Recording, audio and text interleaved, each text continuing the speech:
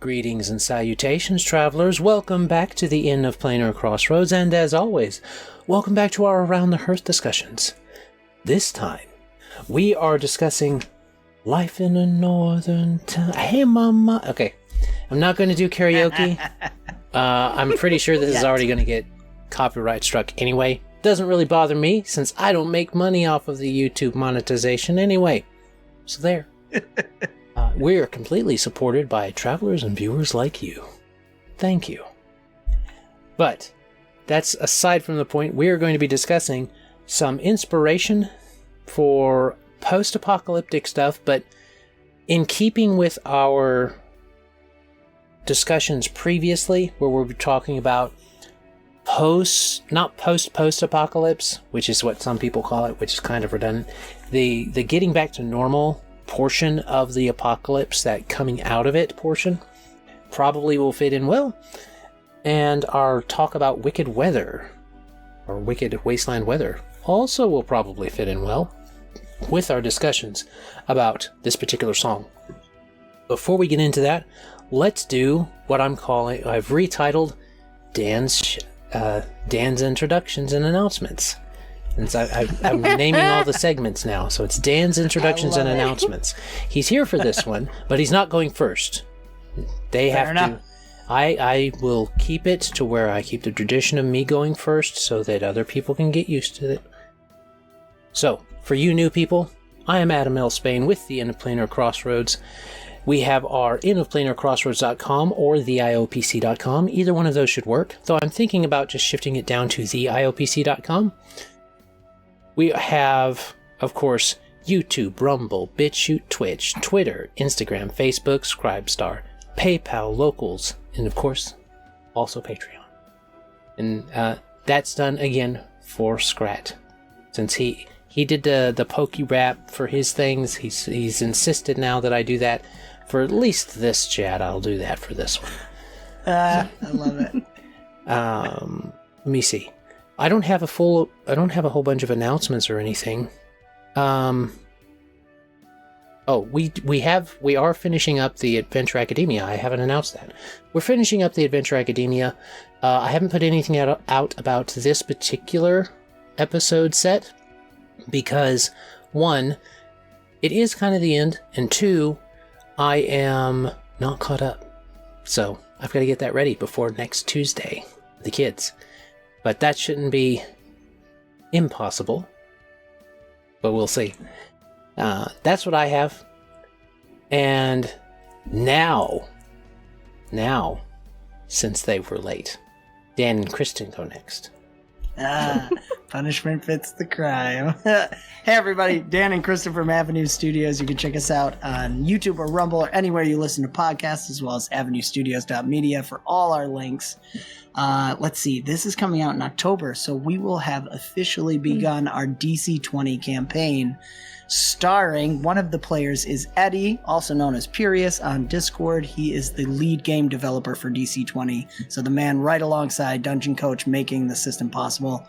Very much looking forward to that campaign. So hopefully you're enjoying it. Thursday nights, 9 p.m. Eastern. Join us for that awesome campaign, about 8 to 10 sessions. Jacob's running it, and Dan and I and Austin from Bomb Squad are also playing with Eddie as characters. Yes! It's great. We're still building the characters right now, so when you see this, let us know how it's going. There you go. That's us. Okie dokie. And then we also have Skrat from A Squirrel Plays. That's me. I'm over on YouTube and making videos talking about writing and TTRPGs and all that happy overlap in between the two. And every so often, I get to do a TTRPG review. I'm trying to get people to come out with their own homebrew stuff and let me talk about those too. They have been very excited to share them in the server. And they're developing them and getting lots of good feedback. But I think, when's this video coming out? The end of October? Late mid-October. Yep, late mid-October. Okay, I probably won't have one by then. There's a homebrew one that's getting ready to be passed on to me, so that'll be fun. Looking forward to that. I got to play it with the person, and it was It was a lot of fun. I almost slipped and did a shout out for them at the end of my last video and decided last second not to. And then asked them, like, hey, can I do a video for your game since they played? And they were like, no, do not mention my name. Do not mention the title of the game. Good call. Just dodged that bullet, didn't I? like a squirrel Neo. Yeah. Yes. Well, if I may tag on, I'm not going to ask permission, but I'm going to say check out our channel because Wibbly Wobbly Time. We haven't done it yet, but when you're watching this, we've already done it. We played Nuts. That's right. We played with Squirrel's Nuts, and I'm really looking forward to it. So I am so all of us here. ready. Adam's going to be there. Yeah. Adam will have been there. We will have taken turns messing with nuts. Messing with Skrat's nuts. So check it out, Nuts. I'm excited. I'm really excited for it, guys. I can't wait. All right. That's all I got, man. Okay. Well, good deal. That means that our Dan's introductions and announcements are done. We're on to Levi's Spotlight. And Levi's Spotlight this time is from Skrat. We've been shouting him out all this month. Tales from Elsewhere. He has 674 subscribers at the moment. Let me refresh. I refreshed the other time and it went up. But now he's at 674 still. So, 674 on the subscriber count. We're trying to get him up to 1,000. So, that is the plan.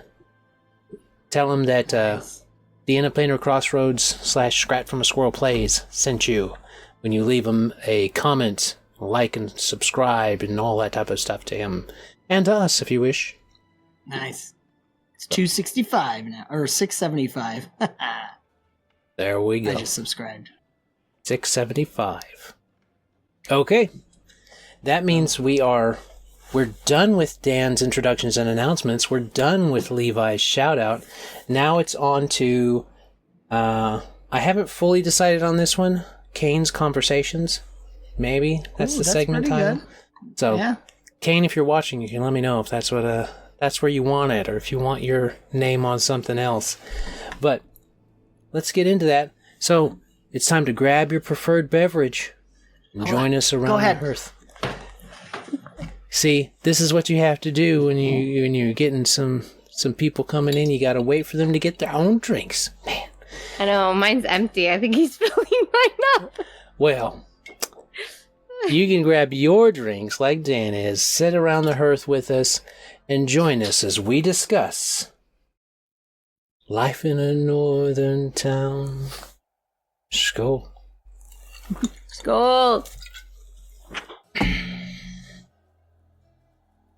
Ooh, your squirrel's getting a little bit grittier now.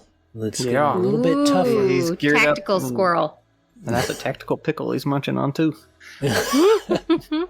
Did you have to prompt that in, or was it just... No, it just randomly put a pickle in there, and I thought about all the cucumbers and junk y'all had that one time. I was like, I'm bringing it, and I'm saving it for this episode. That's perfect. But why would it give it a Did you see how many pickle? cucumbers we have? I saw a picture where your fridge, you had a fridge dedicated to it. Mm-hmm. Yep. I think they're all done now. Some of them had to go to the chickens because there were just too many, and we don't have a farm stand yet. So, chickens ate good. Lots of cucumbers. So, all right. Well, it's good that the chickens ate good. And yes. Let's see. I guess it's time to get into our conversion. So, you will have seen in the thumbnail above, Life in a Northern Town is what we're converting, get inspiration from this time. This is going to be focused on the adventure hook ideas, or the adventure ideas from that. It's by the Dream Academy. Just some background on the song so we can let y'all have that. Life in a Northern Town is the debut single and signature song of the Dream Academy, and was a top 20 hit in 5 countries, including the US and the UK, in early 1986. This somber, melancholic, and enigmatically beautiful song evokes a cold day in a small town, lemonade consumption notwithstanding.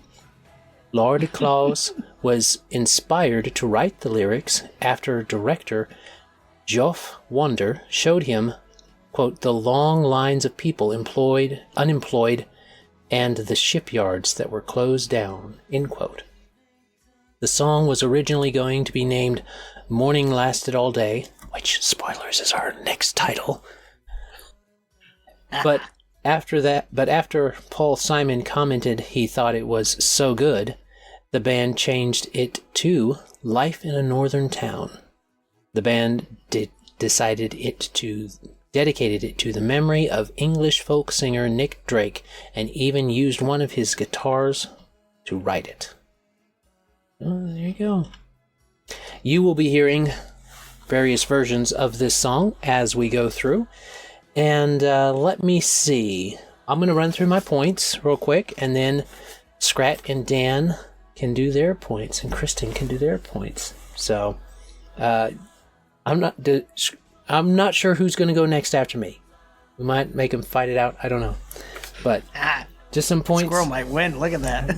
Tactical squirrel. Tactical squirrel. He keeps the pickle in his mouth like the cigar from, so, Wait, that's your comment for this one. It's tactical pickle. Tactical pickle. It's like Popeye with his spinach. It's just yeah. You need a pickle. He roids out on his spinach. On his tactical pickle. On his pickle. Yes. All right, tactical pickle. You're getting it early, so that's the comment. Yeah. I've seen weirder in video games. I've seen weirder in real life. All right.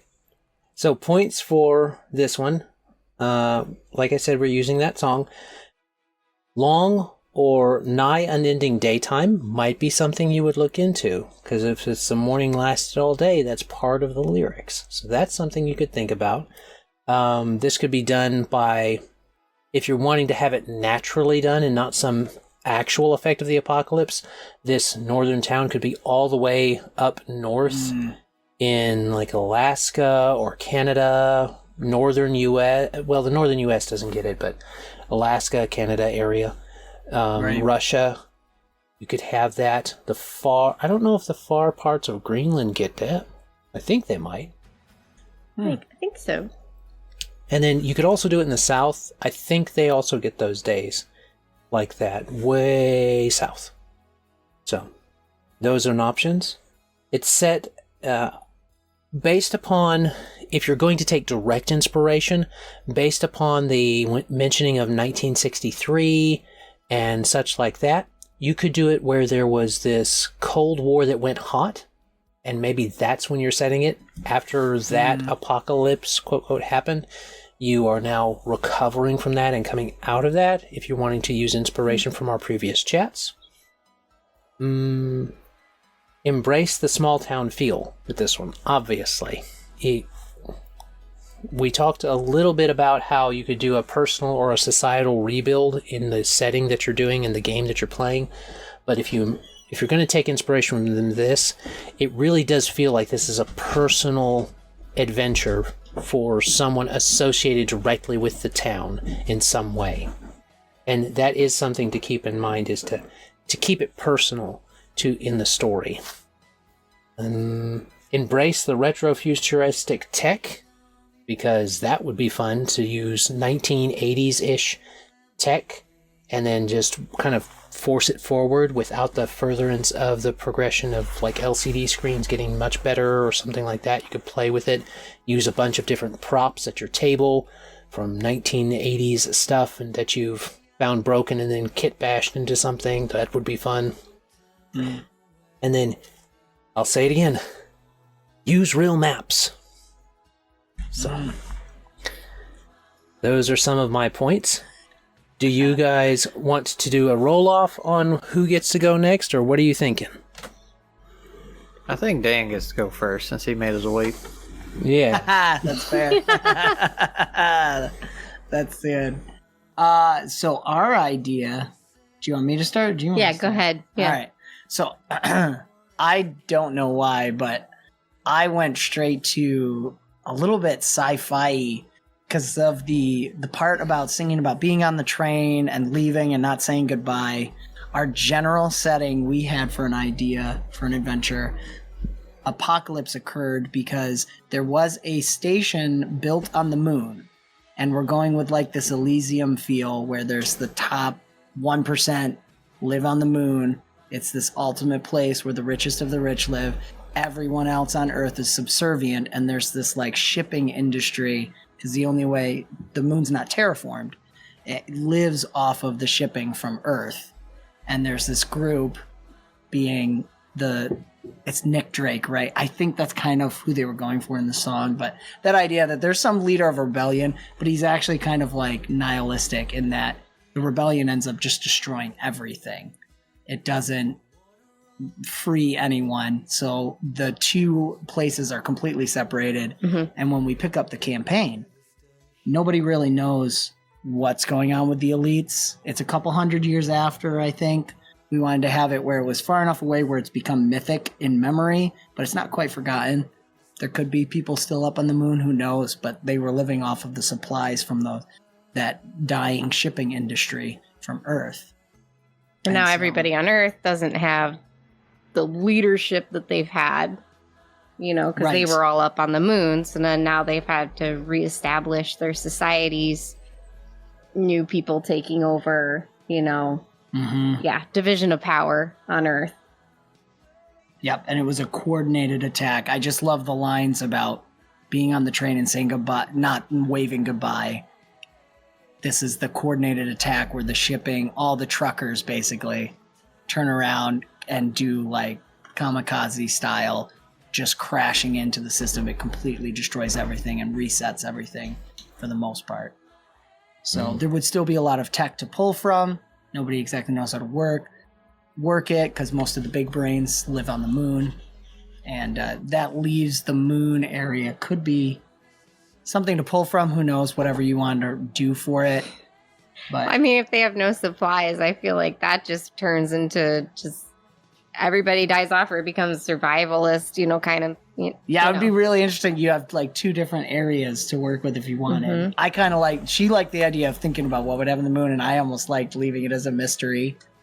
Because if they ever reconnected one day, that would be interesting because it's almost like the situations have flip-flopped.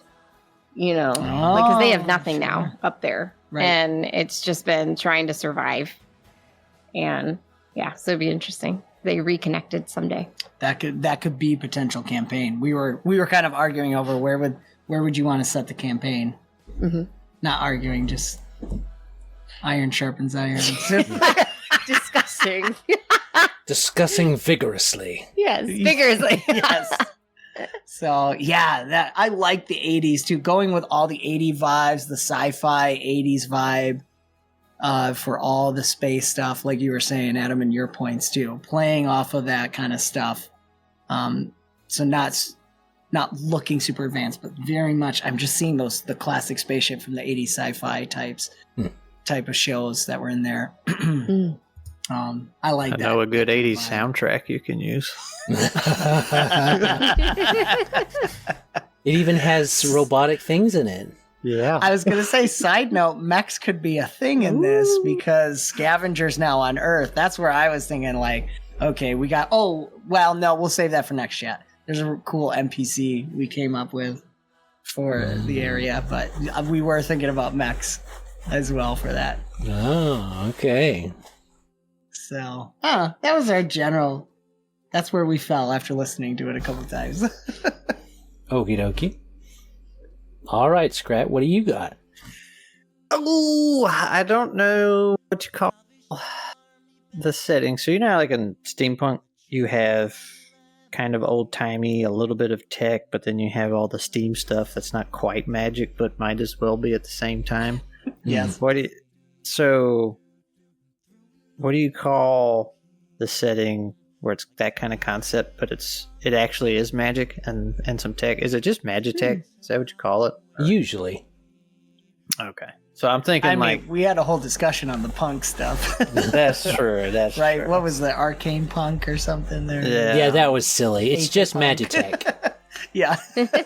So that kind of concept. I mean, there's still a lot of swords and very basic rifles, but like there's still some weird technology going on through magic. So anyway, I'm thinking there is these, I call them factories because I'm thinking about this thing a guy made when we played a game of Break. It was this walking factory, and it was slowly just trudging through wherever it was we were, and it's pretty sizable inside. Like you could shelter many people, and it had obviously machines and stuff in it since it was a factory. But I'm thinking you're on one of those, but there's this storm that's just very ever so slowly working its way across the globe in random patterns, and this walking factory was built for that oncoming storm, and as a result it is powered by said storm.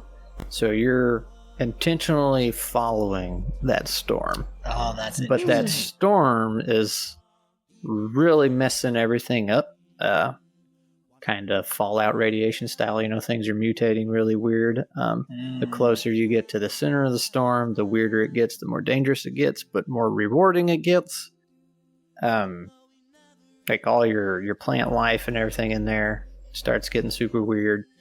But after the storm leaves that area, like that stuff is dead. So that is how this world has been ending. The storm, and there's multiples of them just circling around the globe, and they're leaving a trail, a bunch of dead behind them. But inside the moving factories are safe, and there's multiples of those walking around. So kind of like walking villages almost. Is it like Howl's Moving Castle? Like, does it have legs or something? I would think so. Think of it right away, yeah. Yeah, something like that. That's probably, to be fair, probably where the guy that ran this game I'm talking about, probably where he got that from too. Well, wasn't there that show? It was a book and then a show. Yes. Mortal Engines. Mortal Is that- Engines. Oh, Yes. I know what Yep. you're talking I don't know. about. I Didn't was watch thinking it, of but I that, remember seeing a commercial for it. Yeah. I was like- haven't seen the latest one. Maybe the book's better, but I watched the advertisement. And I was like, I would pick that apart. So probably not. Yeah, I did not hear good things about the movie, but But the general idea of moving things is really cool. yeah. I actually do like that one too, because it presents an a thing of you're trying to stay just on the edge of each storm type of thing and stuff. So you have like a navigator. It's basically a land ship that you're playing on, and you're journeying around and stuff. You come in contact with other peoples that are on other land ships and stuff, or walking factories, or wherever you want. And you have a limited amount of time to barter and trade or to interact, because you have to stay with the boats, with the land ships, which it gives a natural escape time for any kind of land pirates you would get involved with, any kind of raiders or bandits. But it would also present it would add a little bit of crunch time for any kind of shopping or trading or stuff like that. You could be like, you guys have this long to do this, you have to get this done in this time. What do you want to trade? What do you want to offer? And it would make for fast-paced bartering. Yeah. So what I was thinking, I haven't done really anything with heck crawls, but I figured since the storm's just moving randomly, that would be, you roll to see which way the storm goes, roll up a random tile. Hey, that's your environment and your area now. Then also these factories could probably sustain themselves. We'll just say a turn or two. So like if you lose the storm, you can have X number of turns to catch up with the storm. And if you don't make it, the factory can run for a long time, so long as it's not mobile. So it would just have to park and wait for the next storm to come along, and you'd have to hope and pray, Hope and pray there's no raiders. Yeah, I'll say you're kind of defenseless That's at that true. point. So Yeah, dude, I love the idea that in between the storms, it's like Mad Maxy, because the energy is all based off the storms. So energy then becomes really important outside of the storms. And then the other idea of hopping a storm, would you get like all of a sudden you're moving a city into another city's storm? Yeah. That can be interesting. You have little guys if you're passing remnants of a city or something, you know, some guys can zip out on a little car and scavenge some stuff and try and, you know, not be out there too long and catch back up with the city. Yep. It's a very nice, like Adam was saying, a natural countdown clock that you always have to work with. I could see that being a really, really fun one to play a campaign, or even if you didn't play a full campaign all at once. Being the nature of it is you play through one adventure there, and you've gotten through that adventure of that storm type of thing. Mm-hmm. So it does have a natural setup for that too. Yep. Was it episodic? Episodic sort of play. That's really cool. Yep. I like the I do think that to start to work on y'all's, I think that would be interesting. It would be interesting to see too. I'm not sure that, well, maybe you could make it depends on how advanced your tech is. You could make it where the humans on the moon went cyborg to try and stay alive. Mm-hmm. That might be possible. Or you could do it where they went Ravager and went cannibal. That is also an option. So, because... Yeah. Could have been both, because, like, the scientists can do the cyborg stuff, but then the rich people who are just rich are just like, I'm just going to kill you and take your stuff. Like, you know.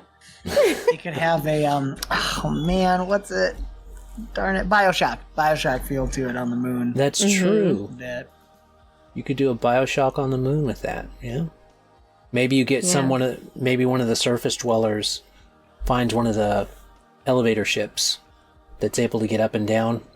They pop up because they're supposed to go and find out what's up there, basically.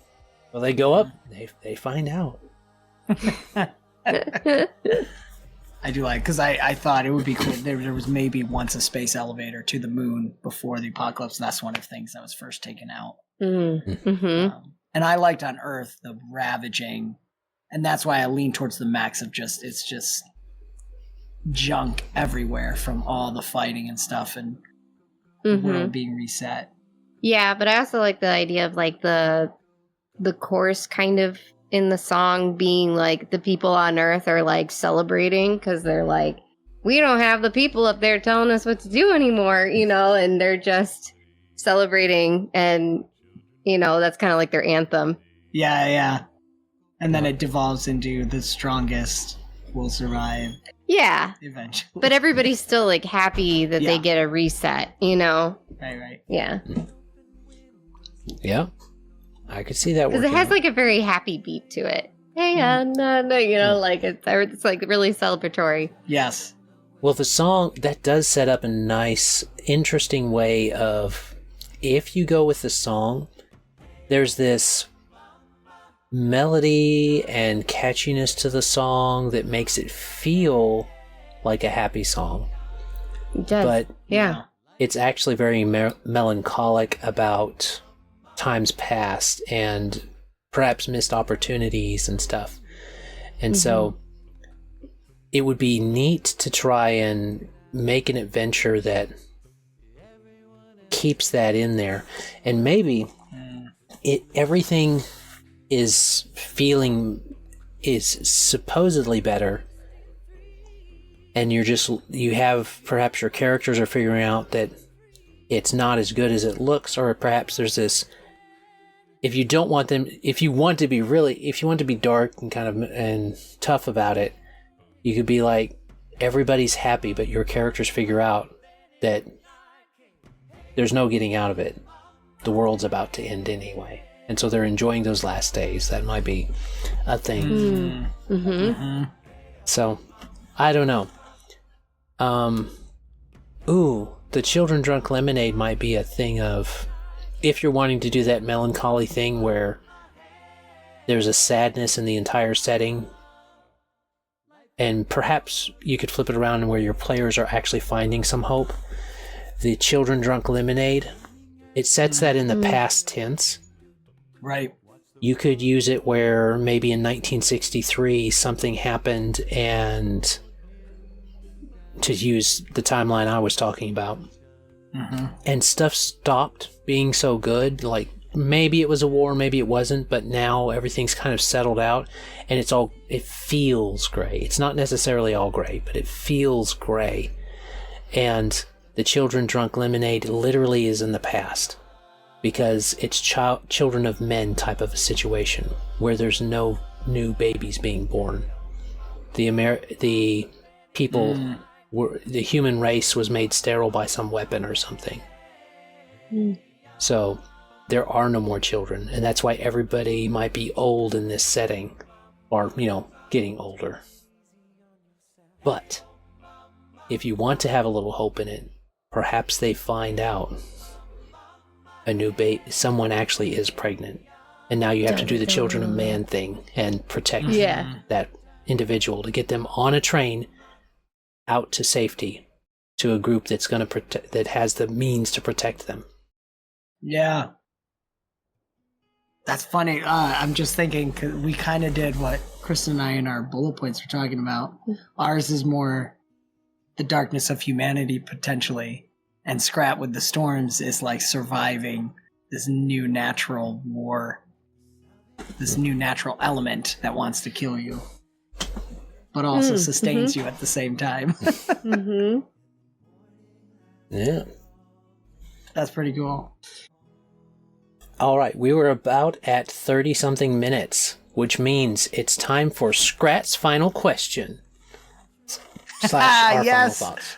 I just watched the latest sleuth one, actually, today.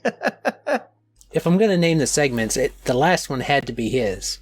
Absolutely. All right, Skrat, what's the final question? And we can also do final thoughts. How do you find players? That's the question? Wow. I just mic drop on that. I don't know. I had a good one. The one I asked in the last one before about goals and stuff, that came from trying to figure out characters for the next one. So I asked you which one was more dangerous, or what should be more dangerous, the environment or the people. Right. So, man, I got nothing. I got no questions for you. Dude, this is your segment. This is your segment. I know, but see, I didn't know I was supposed to come with questions this time. See, I just had questions last time. It's a very clear way you do this. You tell him don't come, and then he'll come with questions. Right? Yeah. Tell him not to ask any questions. Tell him it's all about this is our final thoughts. Okay, well, let me see. For Skrat's final question, I might present a question. There's a lot of cultural inspiration in here. So what would you guys think would be the amount of cultural influence? What level of cultural influence would you be using in a game that you were running based off of this? Would you go full hog with it, or would you pick and choose?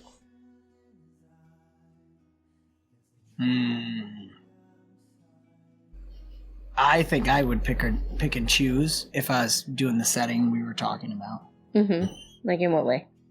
I'm thinking, because I really enjoyed some of the old 80s sci-fi films and books that were coming out at the time, and trying to sprinkle in that kind of stuff just because I love that. All the campy shows and anything like that. Being who I am, some 90s stuff would probably sneak in.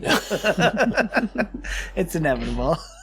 But that's what I would do specifically for that campaign.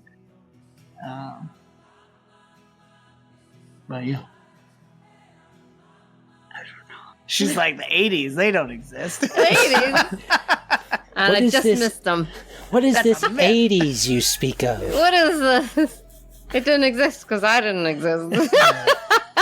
Oh, well, we've discovered that all existence revolves around Kristen, so... Yes, of course. All right. Yeah. I don't know. I was just thinking, the cultural references. Are you talking about like how there's the African feel to the music? Is the chorus? Well, it has a folksy feel. I mean more like... Folksy feel. Like it talks about the Salvation Army band played and the children drunk lemonade. Yeah. So, and then it talks about like Sinatra in a younger day, that music comes through, that open window type of feel of the entire thing.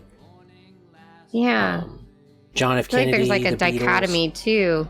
Mm-hmm. There's a dichotomy of like the 80s, but then there's also this like African music feel, which to me was like, made me think of the two different worlds maybe of our thing, like the Earth being the chorus and everything else kind of representing a little bit more of what's happening on the moon. That's interesting.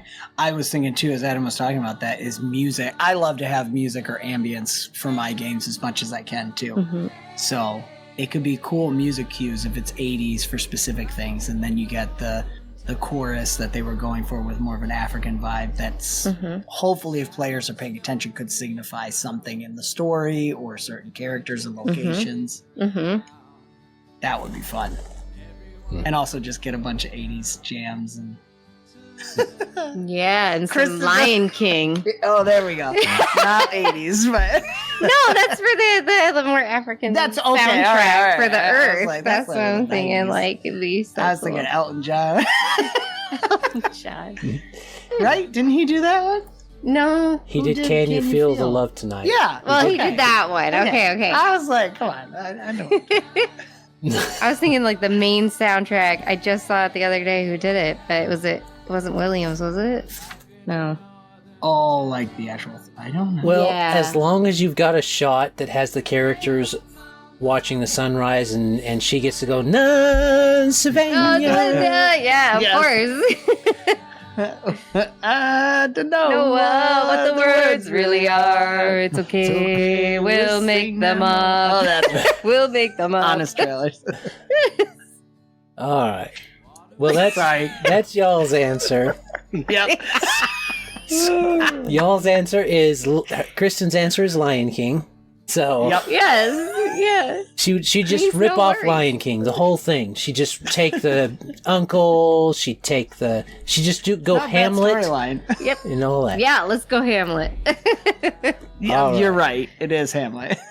Okay, Skrat. Did you Hans have an Zimmer. answer? Hans Zimmer. It is Hans Zimmer. for Lion King. I mean, what was even the question at this point? Is it how much cultural influences you'd have in your game? Right. Would you go whole hog or would you pick and choose? If I was doing long campaign, I think I would be tempted to do as little as possible.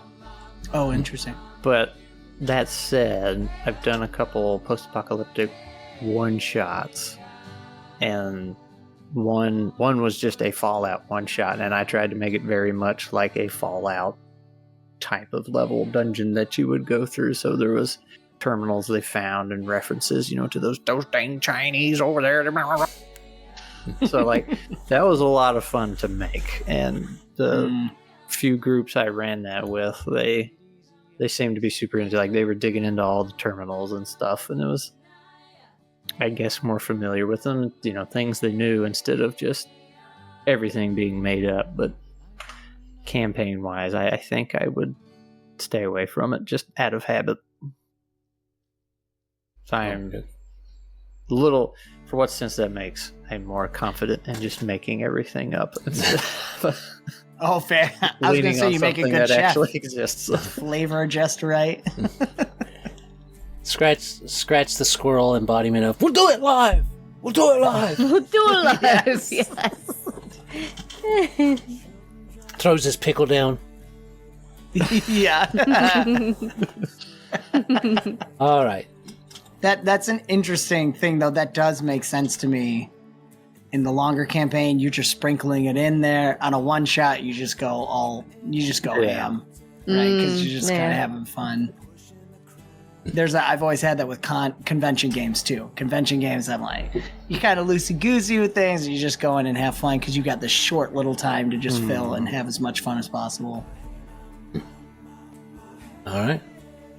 Well, it's only fair for me to answer my own question. So, I as some might have noticed, I like to go whole hog when I do conversions. So I like to include as much as possible. You might have noticed that when we did the Hallelujah conversion. I was just everything. I'd take everything. So I would actually use the Salvation Army. I'd use them. I may change them as a faction, but they might exist. Cool. The Sinatra in a Younger Day, that might be you might go with a big band feel and use Sinatra music in the different pubs and the different things. That might have been some of the music that survived. That might be why it's popular. You would keep up the folksy feel with... You would sprinkle in also the folksy feel of the Ayo Mama De Do Naya, that type of thing. That would be all fit there. I would set it in a northern town, probably Maine, Alaska, North America, and something like North America. No, Canada. No, I mean I might throw Alberta some love, but I don't know about the rest of Canada. Don't know about Just that. Alberta. Not Quebec. That's funny. Quebec, yeah, let's do Quebec. No. I don't know why Maine sounds really fun, like to have a campaign set in Maine. In Maine. It's Stephen King's fault. Yeah, fair That's enough. true. Fair enough. That's true. So I would go after the 1963. That's when I would start to probably... the old man that's speaking when he puts the cigarette out, he said in winter 1963, it felt like the world would freeze with John F. Kennedy and the Beatles. And that deep of a cut in the story would make it important to the players when they heard that. And you could make this, if you want to set it far into the future after an apocalypse, you could set it in perhaps this is a 1980s a retrofuturistic android that has sort of worked that long enough,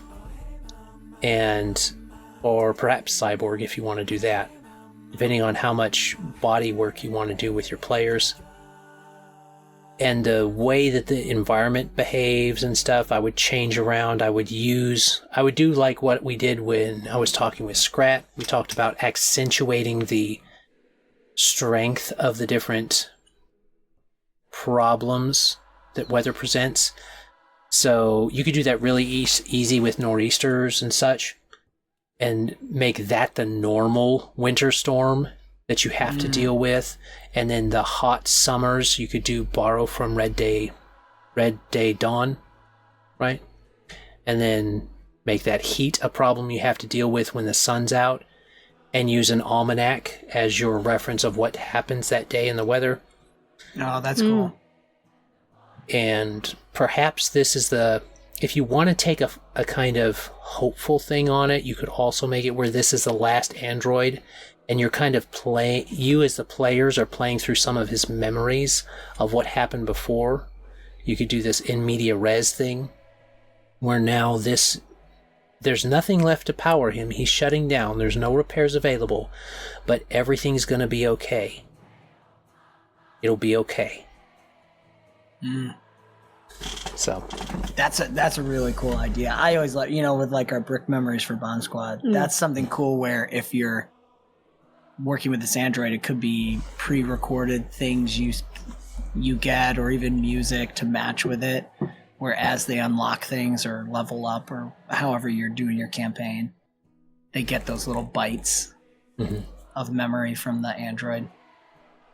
Yeah, that's just me. I love mixing in a little multimedia stuff into the game. Fair enough. Okay, if we want to get this other one done before it chimes into midnight for us in God's time, we better get on it. So, yep. Let's do what did I say this was? I'm toying with calling... We did Scratch Final Thoughts. I don't know who I'm going to title the outro after, but it's the outro. We're glad that you came. Glad you stopped by. Check out inaplanarcrossroads.com or the IOPC.com if you'd like to look us up. We're on YouTube, Rumble, BitChute, Twitch, Twitter, Instagram, Facebook, Subscribestar, PayPal, Locals, and Patreon. You can check out A Squirrel Plays on YouTube. all them YouTubes. Avenue Studios at avenuestudios.media with links to their YouTube, Rumble, Patreon, and locals, as well as a list of their shows. They're still highlighting their Bomb Squad since it was their longest running campaign. I don't think they're going to top that one anytime soon. It would take half a decade to do so. Yeah. So it'll be a while in the making. But check that out. Their Druid's Table, when they shout these things out and go live, and try out different board games that keeps them late to getting to their previous Kristen had to commitments. win. Oh, Jacob won. I didn't even win. She was literally playing against a guy who does games for a living, so... I know. Yeah. I beat Dan out, though. It was close, yeah. Yeah, she crushed me at the end. Fair enough. I couldn't beat my cousin-in-law, but I can at least beat my husband, is what you said. Yep. Here we go. I'll take it. Okay, and then remember, Tales from Elsewhere, we're trying to get him to 1,000. He's at 675. We thank you for coming by. As always, have a great day. God bless and enjoy. Bye. Bye. See ya.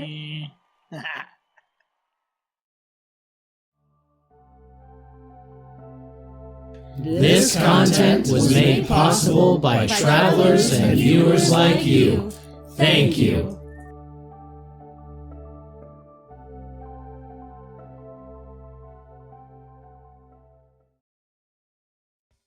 Okay, let me reset. Grab a different Hans drink. Zimmer did Lion King. What? He does most Hans things. Hans Zimmer, yeah. It's just crazy. Da-da. You know, I it's guess so it makes dramatic. sense. It's so good. That's why it's so good. I I love love Hans Zimmer. the honest trailers for oh crud, what is it? Ryan would kill me that I don't remember. Interstellar. And a soundtrack that sounds like Hans Zimmer fell asleep at his organ. I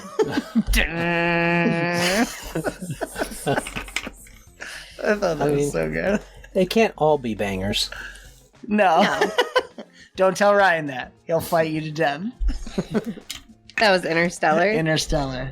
Well, It's so like clinky though. Ding ding ding ding And ding. then- ding, you know. To bring it all together, Ryan and I, our favorite shared video is the squirrel grabbing onto the bird feeder and slowly accelerating, and they put the Interstellar soundtrack to it. It's one of the best videos I've ever seen, because as the music swells, he straightens out. The centrifugal force is just pulling him so far. But he won't let go. Nope. He's got to get Gotta the get bird those feed. seeds. I'm gonna search Interstellar Squirrel here. Yeah, it's solid, man. well, while he searches that, I'll check this.